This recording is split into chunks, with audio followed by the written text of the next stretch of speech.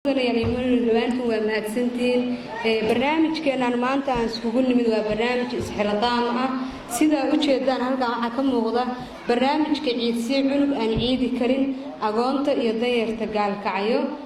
runtii waxay iskugu jiraan caruurtani sidii hadda walaalka ka dhawaajay 400 buu laakiin 400 way ka badan yihiin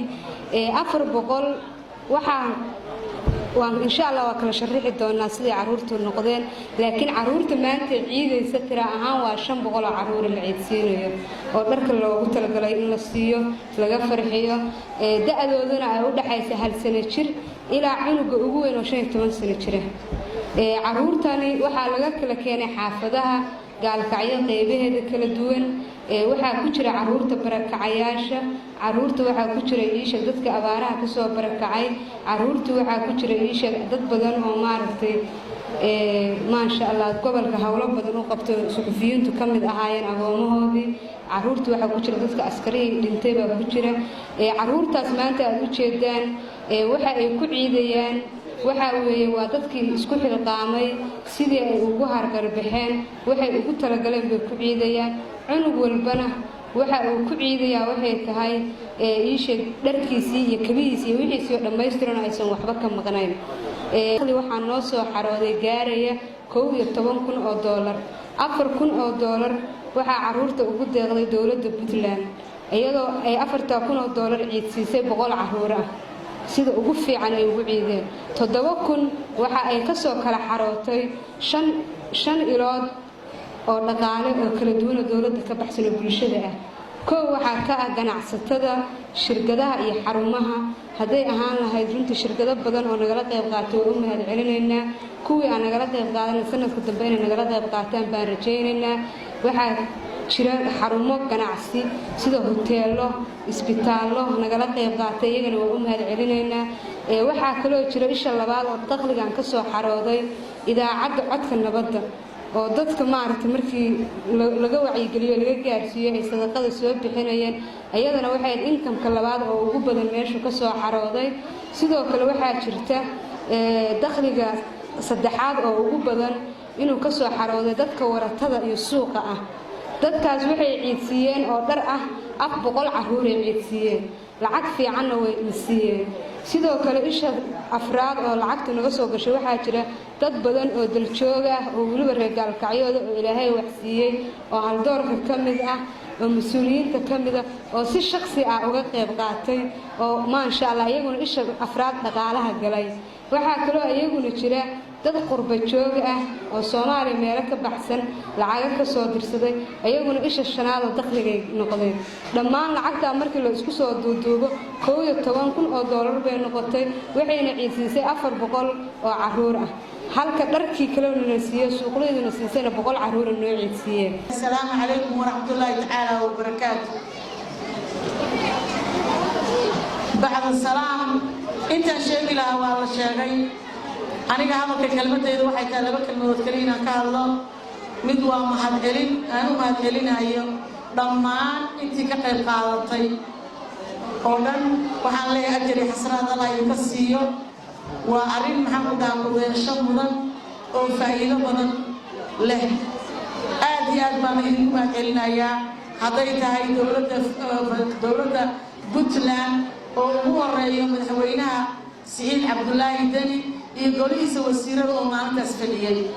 oo ballanqaad noo sameeyay ballanqaadkiina sidii la rabay uga soo baxay mar labaad iyo saddexaad waxaan leenahay in kastay ahayd shaqadoodii haddana waan ugu mahad celinaynaa waxaan kaloo ugu mahad celinaynaa dhammaan shirkadii ka qayb qaatay shirkaduhu isku mid nooma ahayna qaarkood wayna qadiyeen qaarna way noo roonaadeen shirkadaha aan aad ugu mahad celinayno haddaan soo koobo ma tiri karo 1 2 3 ma dhihi karo laakiin shirkadii ugu fiicneed waxay ahayd Golis oo lacagtii kasta ugu horreeyay siisay meeshii amal iyo daawshil ay qadisay oo shakhsi ahaan oo noo taageereen marka cid kasta oo taariikhda qoraysa haddaan ku sheegayaa oo inta shirkad nagala qayb qaadatay ma sheegi karno waa shirkado yar jiro oo gooni loo leeyahay waxa jirta maxaan ku dhahaa shirkado daawshil waxaan nagala qayb qaatay maamulihiisa si shakhsi ahaan buuna noola qayb qaatay aad iyo aad baan ugu mahadcelinaynaa buuna mahadsan yahay waxaan kaloo u mahadcelinaynaa idaacadda codka nabadda oo xaqiiqdii ah midda lafdhabarka noo ahayd oo lacag badan soo xaraysay oo aad iyo aad dadkoo dhan bulshadoo dhan ka qaaday waxaan kaloo aad iyo aad ugu mahadcelinaynaa oo kale maxaan ku dhahaa cid kasta oo dal iyo dibad joogta oo shakhsi ahaan uga qayb qaatay ururka isxilqaan ama isxilqaamayaasha culamaa u diinta aqoon-yahanka iyo dhammaan ka soo qaybgalayaasha caruurteena yaryar ee reer Gaalkacyood assalaamu calaykum waraxmatullaahi wabarakaatuh salaan kadib waxaa maanta farxad weyn noo ah inaan ka soo qaybgalno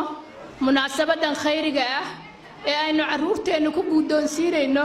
dharkii ay ku yidi lahaayeen oo ay kula farxi lahaayeen caruurta kale ee walaalahooda runtii waa ifafaalo fiican waa ifafaalo khayri ah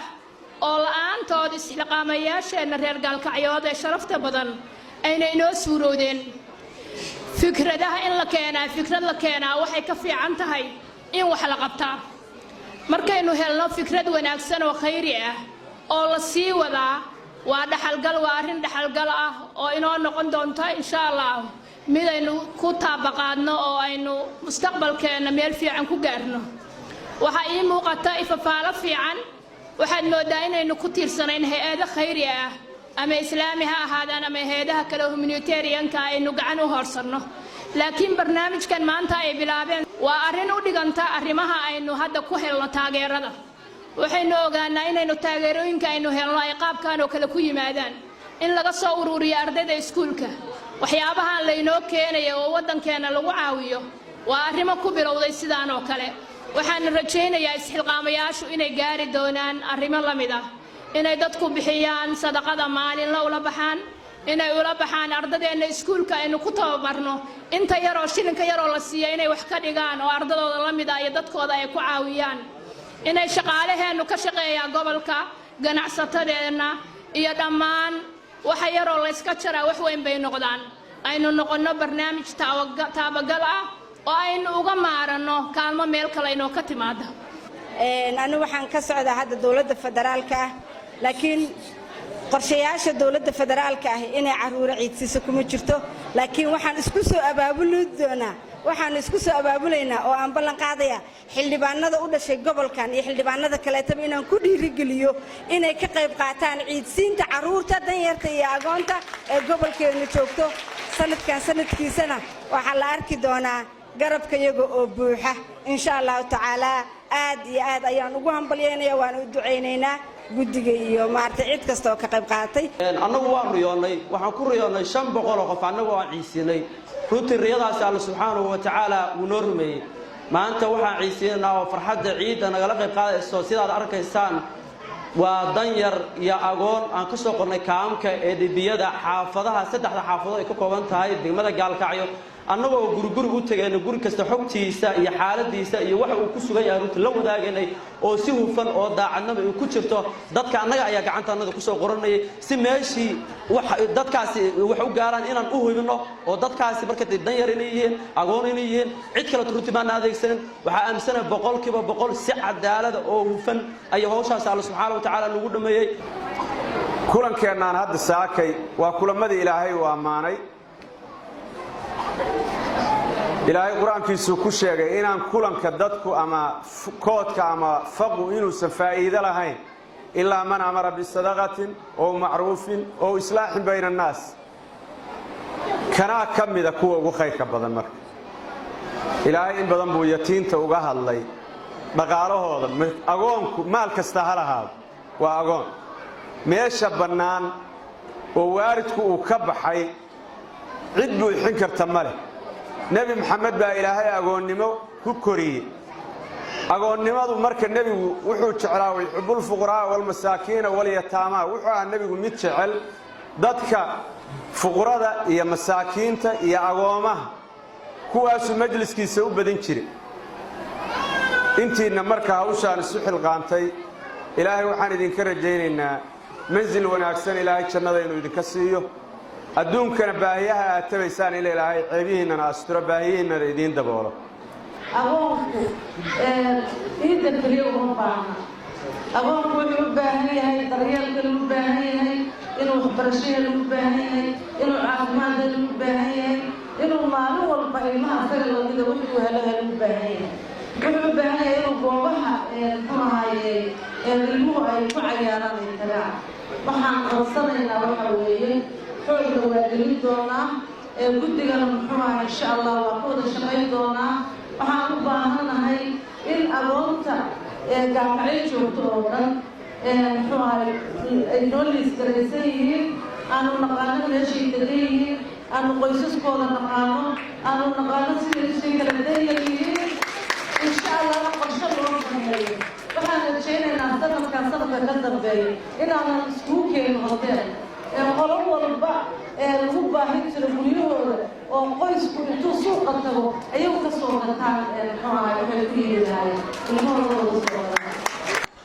ruuxii agoonkiyo u gargaara maatada u matala dhankaa maqan sidii aabbihiisii ama hooyadiisii ugu gala abaal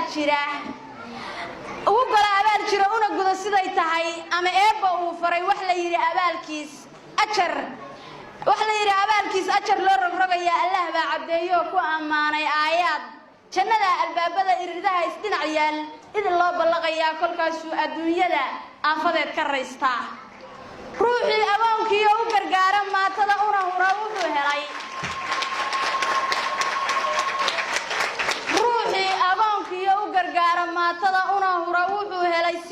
sidii ubadkiisii ama ilmihiisii u salaaxa madaxoo farxad ugu aqbaalana nabigii islaamka iyo maxamed sallallahu alayhi wasallam buu la soo iman inta raacday iyo noqon axaadiista caddayso amar weeye sunniyo oofinteedu waa guul ruuxii agoonkiiyo u gargaara maatada isagana hadhowba markii eebbo oofsado intii uu ka tegay iyo ubadkiiyo dhashiisii axdigii ilaashaa abaalkii ku duxayaa anafiya dhib badanba hadhow looga awdaa aad loo ilaashaa anfac weeye beero dib baa loogu aayaa ruuxii agoonkiiyo u gargaara maatada intii uu ka bixiyey in kaloo ka sii badan adduunyadu ku helayaa maalkii arsaaqda ee bahay u badiyaa farxad buu ku iidaa